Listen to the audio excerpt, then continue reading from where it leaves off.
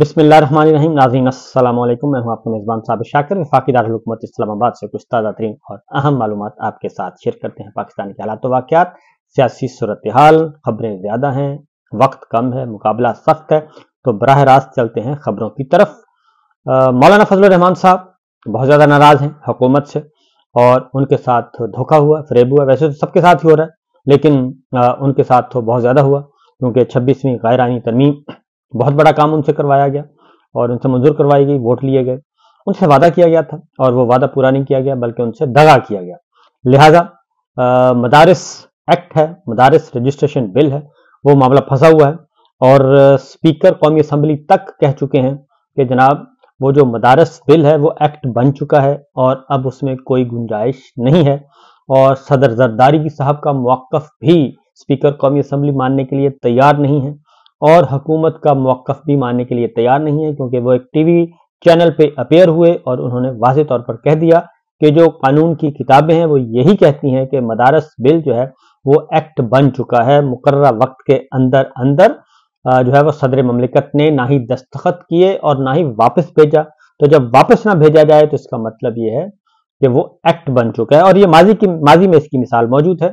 और ये काम पाकिस्तान तहरीक इंसाफ के जब ऐवान सदर में मौजूद थे डॉक्टर आरिफ अलवी साहब, तो इम्पोर्टेड सरकार ने ये हरकत की थी, एक बिल भेजा और उस बिल पर सदर ममलिकत ने दस्तखत भी नहीं किए और अपने स्टाफ से कहा कि इसको वापस भेज दें इख्तलाफी नोट के साथ और इसको वापस भेजें। लेकिन सदर ममलिकत के स्टाफ ने क्या किया, उन्होंने वो बात मानी जो हुकूमत ने कही और वो उस पर अमल नहीं किया। इसके बावजूद वो जो बिल था वो कानून का दर्जा दे दिया गया उसे और उसी की बुनियाद पर फिर बाद में बहुत कुछ जो है वो दो नंबरियां की गई। बहरहाल इसी तरीके से अब यह हो चुका है। लेकिन अब हुआ यह है, पहले तो फिरकावाराना फसादात की कोशिश की गई और वो कामयाब नहीं हुई और एक और काम किया गया।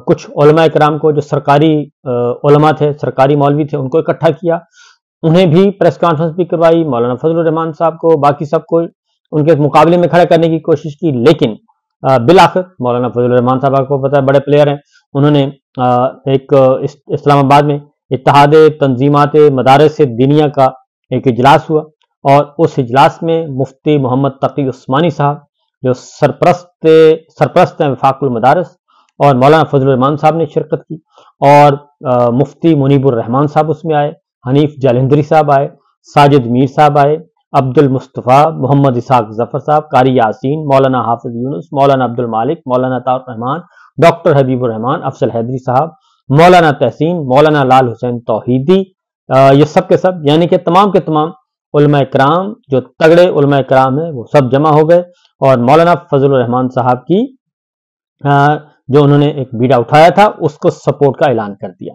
और उसके बाद इस इत्तेहाद तंजीमात मदारिस ने जो मौक़िफ़ था मौलाना फजलुर रहमान साहब, उसको सपोर्ट किया और इजलास के बाद एक बाकायदा तौर पे जारी किया गया एलामिया भी, और तमाम की तमाम उस इजलास में पेश की गई करारदादें भी मंजूर कर ली गई और उनमें कहा गया कि सोसाइटीज रजिस्ट्रेशन तरमीमी बिल पार्लियामेंट के ऐवान से मंजूर हो चुका है और जिस दिन मंजूर हुआ उसी दिन ऐवान सदर को अरसाल किया गया और अब उसमें कोई गलती की गुंजाइश नहीं है।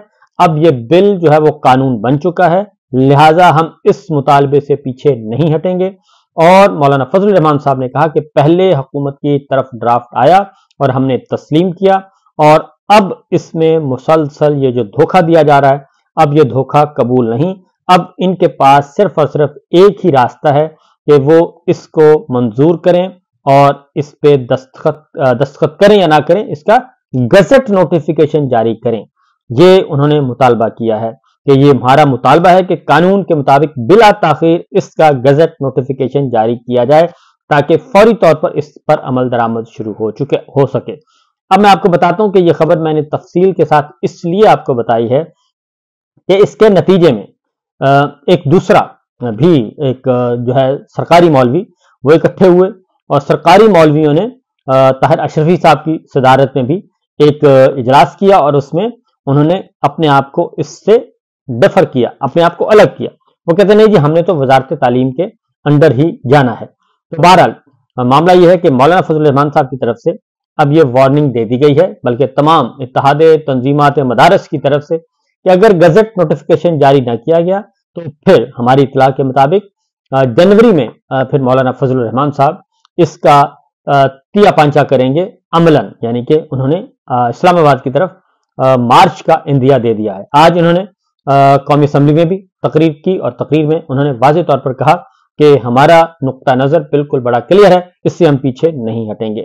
تو لہٰذا ایک تو یہ افتاد آن پڑی ہے، اور اب آگے بڑھتے ہیں دیگر خبروں کی طرف۔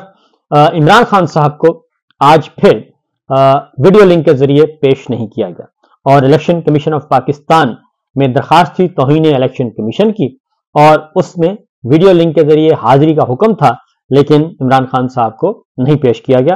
اور فیصل چودھری صاحب گئے تھے، اور ممبر سندھ جو ہیں انہوں نے پوچھا کہ ہمارے احکامات پر عمل درآمد ہوا، کیا ویڈیو لنک سے حاضری کا بندوبست کیا گیا ہے؟ تو الیکشن کمیشن کے سٹاف نے ان کو بتایا کہ جی ہماری طرف سے پوری انتظامات ہیں، تیاری مکمل ہے، لیکن جیل حکام کی طرف سے ہمارا رابطہ نہیں ہو رہا، اور جیل کی طرف سے ویڈیو لنک فعال نہیں ہے، یہ الیکشن کمیشن نے بتایا۔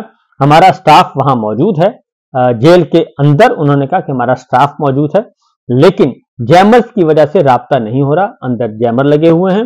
اور اس کا مطلب بڑا کلیئر تھا کہ جیل کا جو اسسٹنٹ سپرنٹینڈنٹ جیل ہے وہ زیادہ طاقتور ہے چیف الیکشن کمشنر اور اس کے 4 اراکین الیکشن کمیشن آف پاکستان سے، جس کو کہتے ہیں، قاضی صاحب کہتے تھے کہ یہ ایک آئینی ادارہ ہے، اس کے سامنے سربسجود ہونا چاہیے۔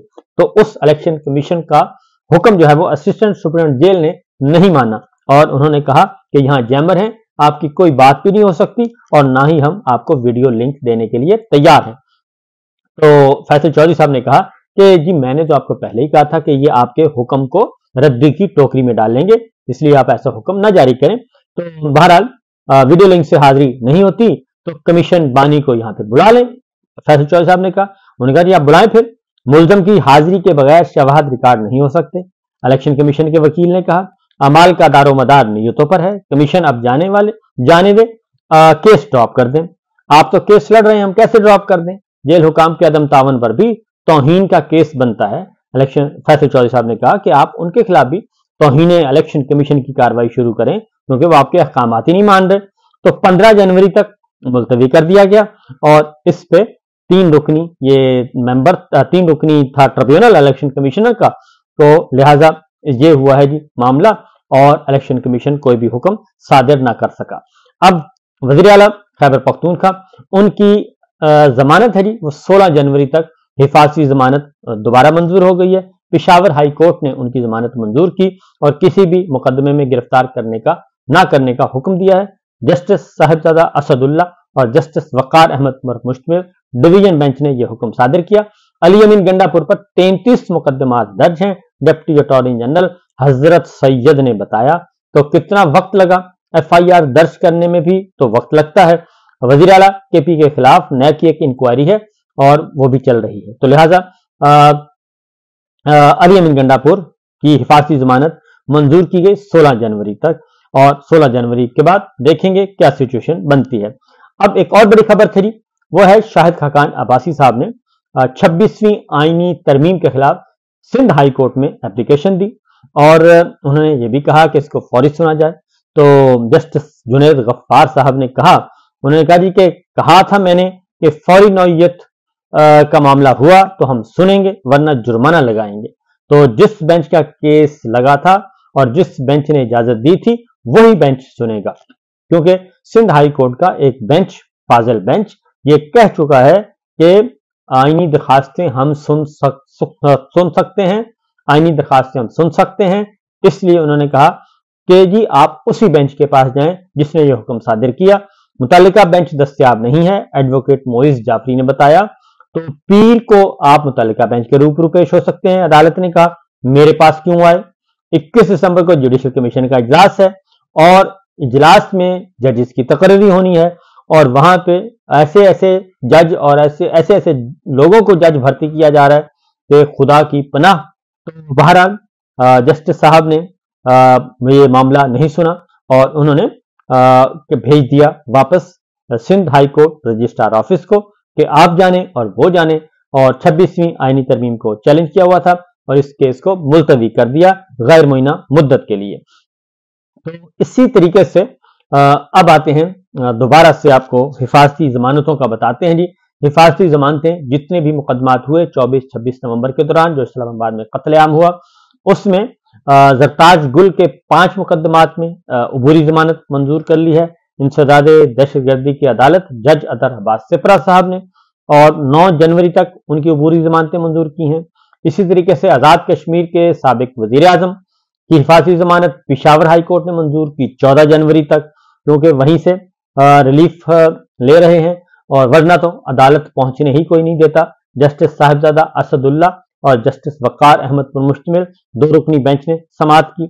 इसी तरीके से पिशावर हाई कोर्ट में ही पीटीआई रहनुमा सिमाबिया ताहिर, उमर तनवीर, मलक तैमूर और दीगर सियासी रहनुमाओं और कारकुनान पहुंचे हुए थे पिशावर हाई कोर्ट। उन्होंने भी हिफाजती जमानत के लिए दरखास्त दी। उनकी जमानत की दरखास्तें 7 जनवरी तक मंजूर की गई थी। 7 जनवरी तक हिफाजती जमानत उनको दे दी गई है, और 31 दिसंबर तक जो है दरखास्त गुजारों को पहले हिफाजती जमानत दे दी है। तो आप मुतल्लिका अदालत से मुतल्लिक मुकदमात की तफसीलात के लिए रुजू करें, ये कहा जस्टिस साहब ने कि आप इस्लामाबाद हाई कोर्ट जाएं और वहां पे अपने मुकदमात की तफसील वहां पे लेके आए। इसी तरीके से जी पेशावर हाई कोर्ट में ही इमरान खान पाकिस्तान तहरीक इंसाफ के पंजाब से एमएनए मुबीन आरफ वो भी पहुंचे हुए थे। उन्होंने भी अपनी 2 हफ्ते की हिफाजती जमानत वहां से मंजूर करवाई, और उनका भी सेम बेंच था, उन्होंने भी जमानत मंजूर करवाई, और उस पे जस्टिस वक्कार साहब और जस्टिस साहिबजादा असदुल्ला ने ये कहा कि आप जो था सरकारी वकील, उसने कहा कि ये वहां क्यों नहीं जाते, यानी कि इस्लामाबाद हाई कोर्ट जाएं, पंजाब लाहौर हाई कोर्ट जाएं, वहां क्यों नहीं जाते, यहाँ क्यों आ जाते हैं जमानत लेने के लिए। तो उन्होंने कहा कि जी इन्होंने इस्लामाबाद पिशावर हाई कोर्ट में पिशावर एयरपोर्ट पे लैंड किया है और यहाँ आए हैं, दुबई से पिशावर पहुंचे हैं और इसलिए आपके पास आए हैं। और जज साहब ने कहा, जस्टिस साहब ने सरकारी वकील से, डिप्टी अटॉर्नी जनरल से, उन्होंने कहा कि आप लोग ही हैं जिनकी वजह से ये इधर आते हैं, आप लोग इनके पीछे वहां भागते हैं, इसलिए ये यहाँ आ जाते हैं, यानी कि अपने आप को महफूज तस्वर करते हैं। और अदालत का काम ही लोगों को रिलीफ देना है और अबूरी रिलीफ सबका हक है। जस्टिस साहिबजादा असदुल्ला साहब ने कहा कि इनका हक है, आइन और कानून इजाजत देता है, हम हिफाजती जमानत देते हैं ताकि वहां अदालत तक ये जाएं और अपना मामला पेश करें। इसी तरीके से जी जिना हाउस हमला केस में भी आलिया हमजा आज इंसदाद दहशतगर्दी की अदालत में पहुंची, उनकी भी जमानत मंजूर हो गई है। 2-2 लाख के मुचलके उन्होंने जमा करवाए और अबूरी जमानत 19 दिसंबर को उन्होंने कहा है कि जी आप जेल ट्रायल में जाएं और जाकर पेश हों। तो ये सब कुछ हो चुका जी। अलकादर ट्रस्ट का केस था, जज थे नासिर जावेद राना साहब अडयाला जेल में, और उसमें सरकार की तरफ से तकरीबन तमाम चीजें मुकम्मल कर दी गई हैं, आर्गूमेंट मुकम्मल हो गए हैं, उन्होंने जो कहना था वो कह चुके। और आज का दिन जो है इंपॉर्टेंट है। आज इमरान खान साहब के वकील जो हैं वो अपने दलाइल देंगे और अपने दलाइल दे के आज इम्कान है आज या कल ये केस कंक्लूड हो जाएगा। उसके बाद देखते हैं जज नासिर जावेद राना साहब इसको रिजर्व करते हैं या फिर सजाएं सुनाते हैं। तो अब तक की इत्तलाआत ये हैं और इमरान खान साहब बदस्तूर अपनी बात पर कायम हैं और उन्होंने कहा है कि जनाब किसी भी सूरत में किसी की बात पर एतबार नहीं करना, और उन्होंने कहा है कि मेरे साथ सियासी रहनुमाओं की मुलाकात करवाई जाए और उसके बाद हम आइंदा का लाहे अमल तैयार करेंगे। फिल वक्त इतना ही, इजाजत दीजिए, अल्लाह हाफिज।